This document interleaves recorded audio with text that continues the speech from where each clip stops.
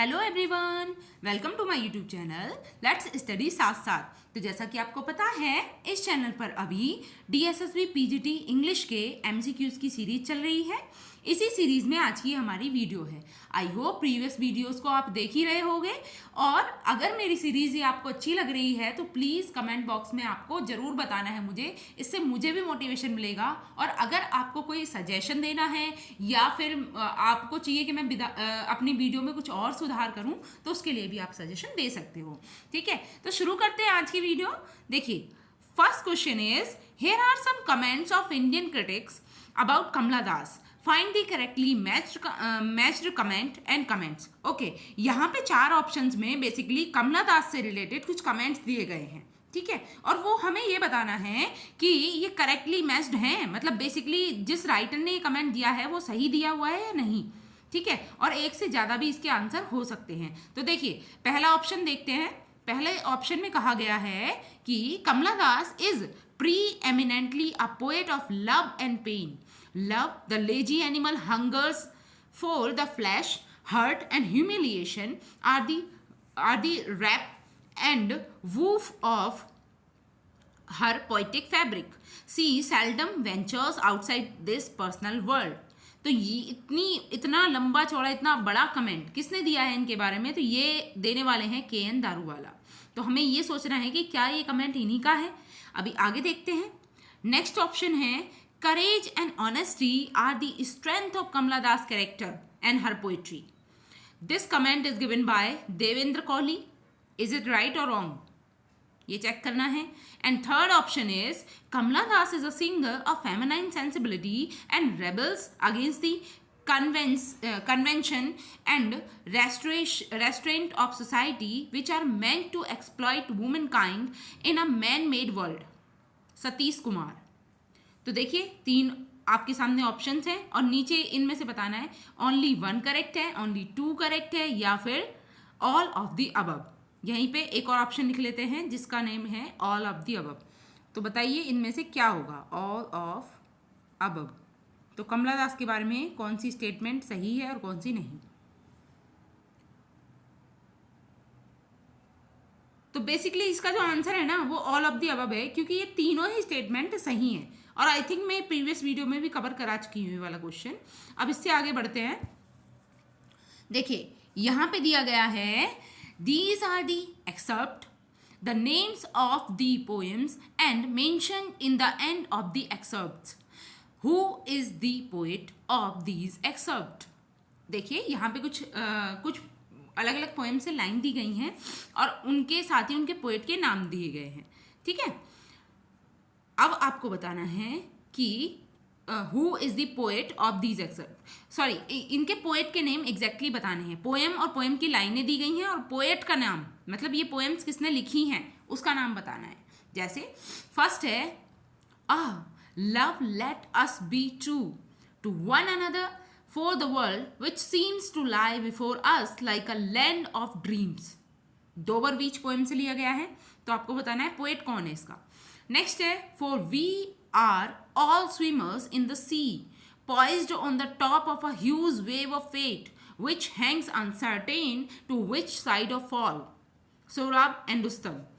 Next है, which its sick hurry, its divided aims, its had overtaxed, its pleased hearts was rife। riff, the scholar gypsy। तो यहाँ पर आपको बताना है कि ये तीनों ही पोएम्स किसके द्वारा लिखी गई है, Dover Beach, Sohrab and Rustum, the scholar gipsy. Options are Tennyson, Browning, Matthew Arnold या फिर शैली। What is the correct answer? तो आप डोबर बीच से इजीली कंसिडर कर चुके होंगे। क्या होगा इसका राइट आंसर? Matthew Arnold. ठीक है, option number C is the correct answer. Now moving to the next question. देखिए, next question is, consider the statement Nissim Ezekiel has written it about Naipaul. ठीक है, VS नायपॉल के बारे में निसीम एज़िकिल ने जो स्टेटमेंट लिखी है उसे कंसिडर करना है। In one of his essays name the essay. उनके एक एसे में ये लाइन्स मेंशन की हैं इन्होंने। पहले देख लेते हैं लाइंस कौन सी हैं और फिर हमें ये फाइंड आउट करना है कि ये किस ऐसे में दी गई हैं। ठीक है, किसने लिखी हैं? नसीम एजिकल ने लिखी हैं। और किसके विषय में लिखी हैं? नायपॉल के विषय में। ठीक है, तो लाइंस हैं, in the India which I have presumed to call mine, I acknowledge without hesitation the existence of all darkness Mr. Naipaul discovered to other countries. I am a foreigner. In India, I am Indian. तो आपको सोच के बताना है कि ये basically Naseem एजिकल के किस ऐसे से हो सकती हैं। ऑप्शंस हैं Naipaul's India and mine, the professor, a time of change, Naipaul and Ezekiel. तो इजीली आप पहचान सकते हो इसे भी। What is the correct answer? सोचिए, आंसर कीजिए। यस, इसका जो करेक्ट आंसर है वो होगा नायपॉल्स इंडिया एंड माइन। ठीक है, ये ऐसे नसीम एजिकल के द्वारा लिखा गया है। Okay, option number A is the correct answer. Now moving to the next question. देखिए, नेक्स्ट क्वेश्चन देख लेते हैं। Go through the following excerpt, who is the poet of these एक्सर्प्ट्स।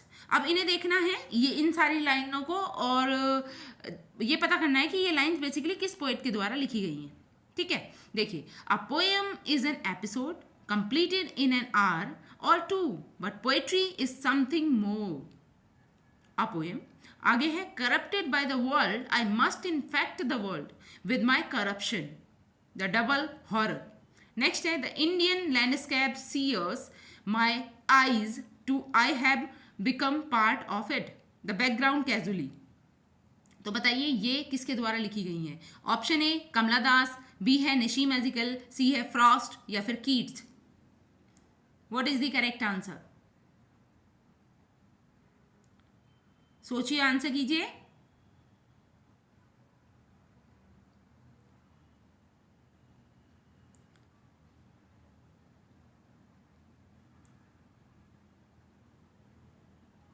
Yes, the right answer क्या होगा इसका? The right answer is Nissim Ezekiel. Okay, option number B is the right answer. Now moving to the next question. देखिए, इस question को देख लेते हैं। I have dipped my pen in consuming fire for his destroyers. Shelley wrote this about editors of the Quarterly Review and Blackwood magazine who destroyed the reputation of one of the romantic poets. Who is this poet? कौन है ये poet? बताइए। Line को ध्यान से समझना है। Line है, I have dipped my pen in consuming fire for his destroyer. Shelley wrote this about editor of the quarterly review. Shelley ने इस लाइन को किसके लिए लिखा है? ये लाइन्स लिखी हैं क्वार्टरली रिव्यू के एडिटर्स के लिए, एंड द ब्लैकवुड मैगजीन के जो एडिटर्स थे उनके लिए। Who destroyed the reputation of one of the romantic poet, जिन्होंने एक रोमांटिक पोएट की रेपुटेशन को डिस्ट्रॉय कर दिया था। और वो रोमांटिक पोएट कौन है ये आपको बताना है। और आप वैसे भी अंदाजा लगा सकते हो कि शैली ने ज़्यादातर किसके विषय में लिखा है। ऑप्शन है कीट्स, वर्ड्सवर्थ, कॉलेरिज, और next is wait a minute, next is Shelley himself. तो बताइए क्या होगा इसका करेक्ट आंसर? सोचिए और आंसर कीजिए।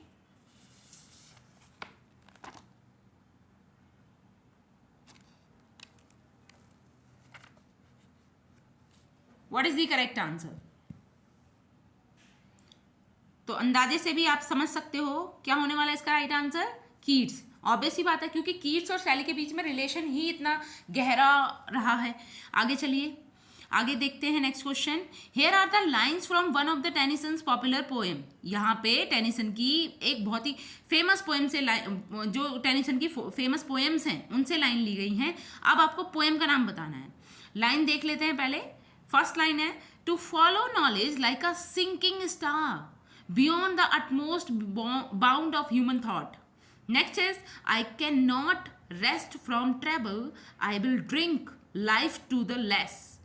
Next is, how dull it is to pause to make an end to rust unvarnished, not to sign in use.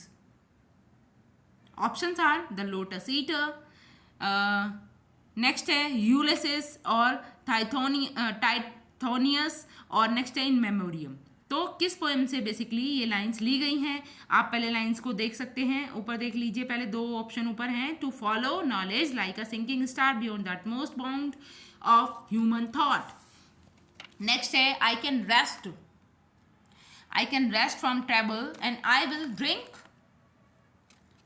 देखिए next है I will drink life to the lees. How dull it is to pause to make an end to rust unburnished not to sign in use. Which poem has these lines? सोचिए और answer कीजिए। What is the correct answer?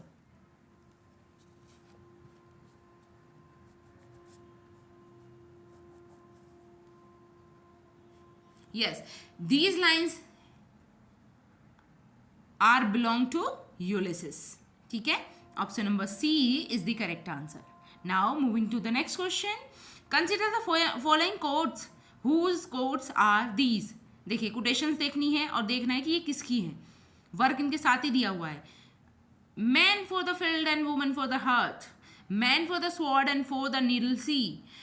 Man with the heart and woman with the heart. Man to command and woman to obey. All else is confusion. The princess. Next है there lives more faith in honest doubt, believe me, than in half the creeds in memoriam. Options are Shelley, Tennyson, Hardy, Keats. Who is the writer of these lines?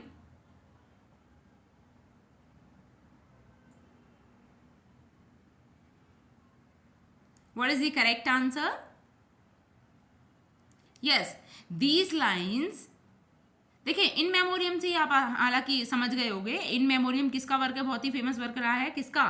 Tennyson का। ठीक है, option number B is the right answer. Now moving to the next question. देखिए इसे देख लेते हैं। ये है here are two statements consider them. पहले स्टेटमेंट्स देखते हैं फिर इन्हें समझते हैं। स्टेटमेंट है read everything, trace classics good and bad and see how they do it, just like a carpenter who works as an apprentice and studies the master. Read, you will absorb it, then write. If it's good, you will find out. If it's not, throw it out of the window. Next statement है we must be free not because we claim freedom but because we practice it. Whose statements are these? ये दोनों statement ही किसने दी हैं? Options है Whitman, Frost and Whitman, Faulkner या फिर Faulkner and Whitman. Who has given these line? सोचिए, answer कीजिए।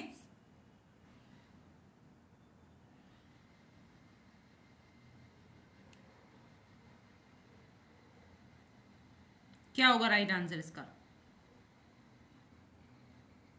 देखिए these lines have been given by William Faulkner. Okay, option number C is the right answer. Now moving to the next question. देखिए इस question को देख लेते हैं। Here are 4 quotes from one of the novels of Faulkner. Novel है जो मतलब Faulkner ने नॉवेल्स लिखे हैं उनमें से एक नॉवल की ही ये कोटेशंस हैं। इनको देखना है और समझना है कि ये कौन से नॉवल से बिलोंग करती हैं। First is clocks slay time. Time is dead as long as it is being clicked off by the little wheels. Only when the clock stops does time comes to life. Second है once a witch always a witch, what I say. Third, and no battle is ever won, victory is an illusion of philosophers and fools. Hush, now, she said, so I hushed. Caddy smelled like trees in the rain. बताइए, consider the above mentioned quotes and find out the novel from which these quotes have been taken. देखिए, options है Absalom. Next है the unvanquished, light in August, the sound and the fury. तो बताइए किस work से हैं इनके? William Faulkner के किस वर्क से, किस नॉवल से ये लाइंस ली गई हैं? सोचिए और आंसर कीजिए, क्या होगा इसका right answer? Yes, the correct answer is option D, Sound and the Fury. Okay, option number D is the right answer. Now moving to the next question. Consider these three statements about Whitman and his works. Find the incorrect statement. अब देखिए ये statements को अच्छे से समझना है और देखना है विटमैन के और उनके वर्क से रिलेटेड है और कौन सी इनकरेक्ट है वो भी फाइंड आउट करना है. फर्स्ट ऑप्शन है, I am not blind to work of the wonderful gifts of leaves of grass. I find it the most extraordinary piece of wit and wisdom that America has yet contributed. Emerson ने दिए quotation क्या. Next है, Whitman is wonderfully good. Lincoln.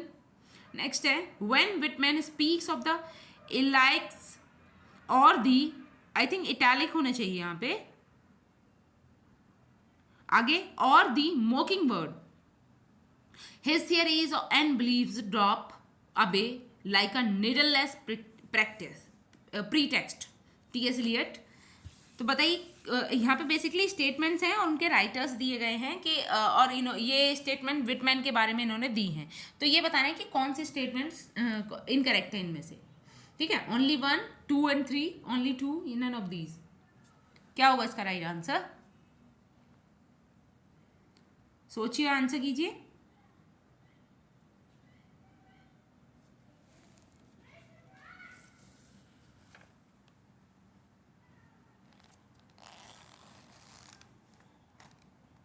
What is the correct answer?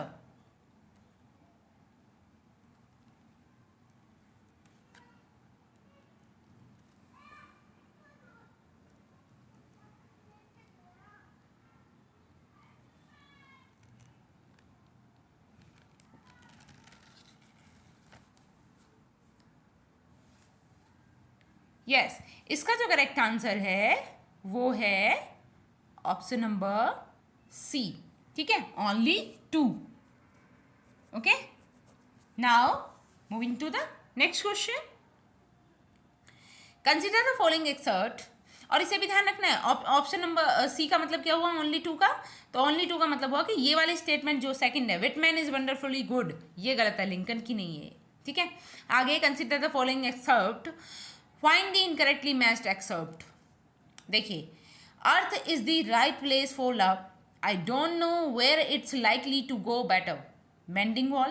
Next है, my object is in living is to unite my avocation and my vocation, as my two eyes make one is sight, only where love and need are one.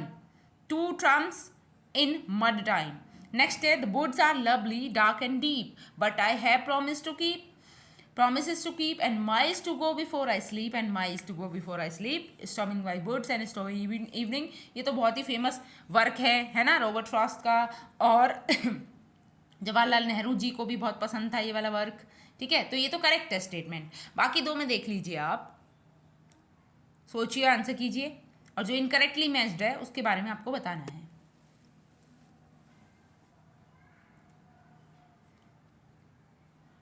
Options आपके सामने हैं, only 1, only 2, only 3 या फिर 1 and 3. तो देखिए, दो option तो अपने आप ही रिजेक्ट हो गए क्योंकि 3 तो बिल्कुल करेक्ट है. तो आप सी को और डी को तो रिजेक्ट कर सकते हो. ठीक है, अब आपके पास दो ऑप्शन बचे हैं, या तो सेकंड स्टेटमेंट गलत है या फिर फर्स्ट स्टेटमेंट गलत है. तो इसमें आप देखोगे first statement is wrong. Earth is right place for love. I don't know where it's likely to go better. Mending wall से नहीं है ये. ठीक है, तो ऑप्शन नंबर 1 यानी option number A is the correct answer. Okay, now moving to the next question. Match the following. यहां पे मैचिंग से क्वेश्चन आ गया है, अब इसे देख लेते हैं. देखिए, Keats, Lamb, Arnold Dickens. Words हैं वर्क्स हैं, Hyperion, John Woodvil, memorial verses American notes.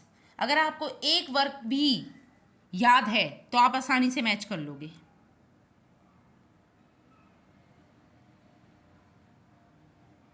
क्या होगा राइट आंसर?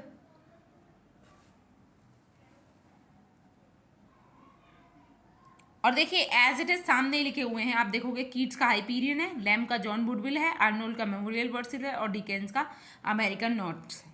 ठीक है, option number D is the correct answer. Now moving to the next question, consider the following comments. अब फिर से इन comments को पढ़ना है। देखिए जेंटल हार्टेड कॉलिस को कहा जाता है। नेक्स्ट है the frolic and gentle Wordsworth. Next है the scorner of the field Wordsworth. These comments are about, ये कमेंट्स किसके विषय में कहे हैं? कॉलिस ने कहे हैं जेंटल हार्टेड, कॉलिस ने कहा है जेंटल हार्टेड उन्हें, वर्ड्सवर्थ ने कहा है फ्रॉलिक एंड जेंटल, और फिर वर्ड्सवर्थ ने ये भी कहा है स्कॉर्नर ऑफ द फील्ड। तो किसके विषय में ये कमेंट? ऑप्शन है चार्ल्स डिकेंस, चार्ल्स लैम और PB Shelley, none of these. तो नन ऑफ दीज को आप कट भी कर सकते हो, बाकी तीन ऑप्शंस में से आपको सोच समझ के आंसर करना है। क्या होगा इसका करेक्ट आंसर? सोचिए और आंसर कीजिए।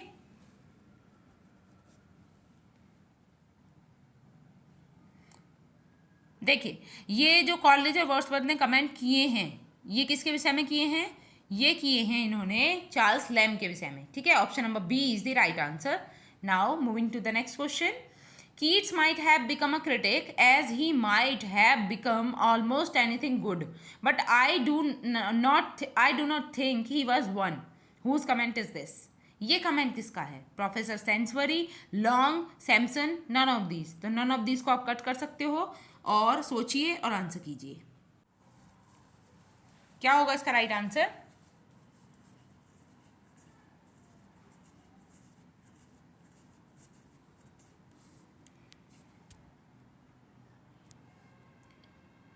देखिए ये जो कमेंट दिया है वो दिया है प्रोफेसर सेंसबरी ने। ठीक है, option number A is the right answer, professor Sainsbury. Okay, now moving to the next question, in his letter of December 21, 1817 to his brothers George and Thomas, Keats has used a term named।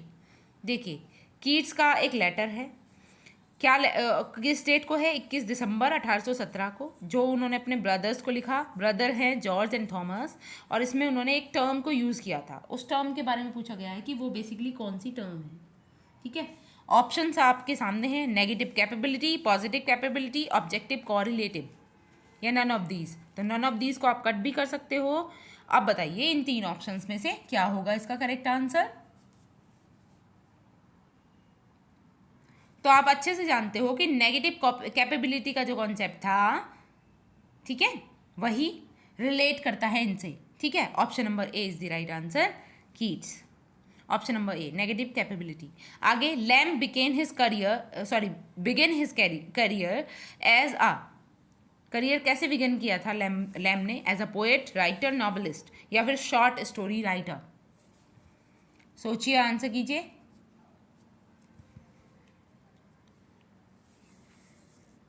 Lamb began his career as a poet. ठीक है, option number A is the correct answer.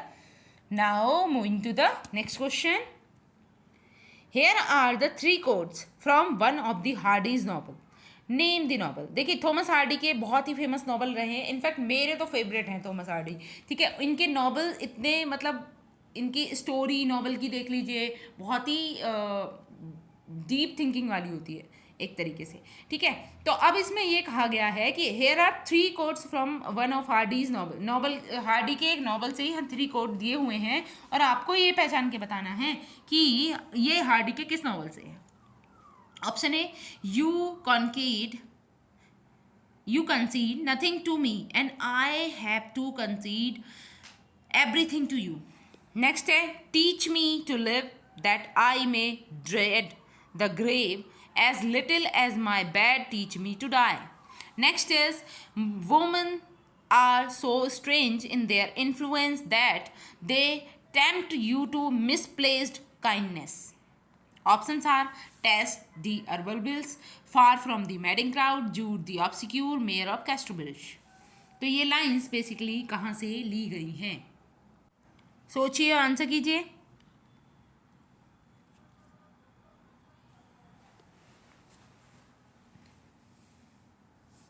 देखिए, these lines has been taken from Jude the obscure, ठीक है, option number C is the correct answer.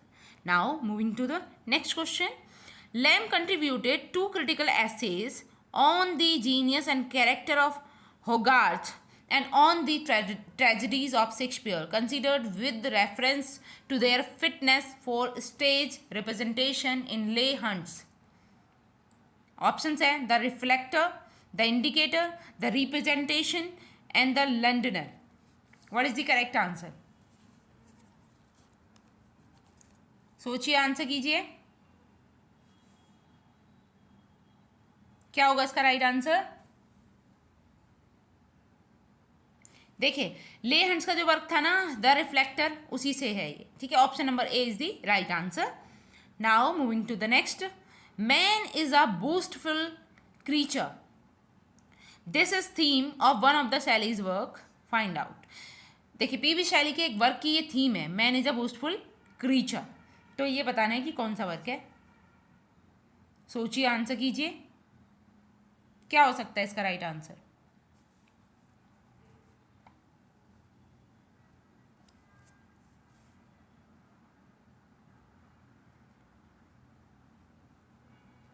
इसका जो right answer है वो है ओज़मैंडियस, ठीक है. Option number B is the correct answer.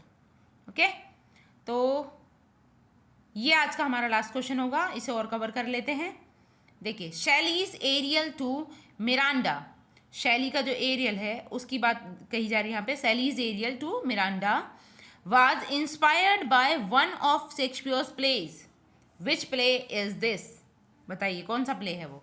Hamlet, Twelfth Night, Cymbeline, Tempest. What is the correct answer?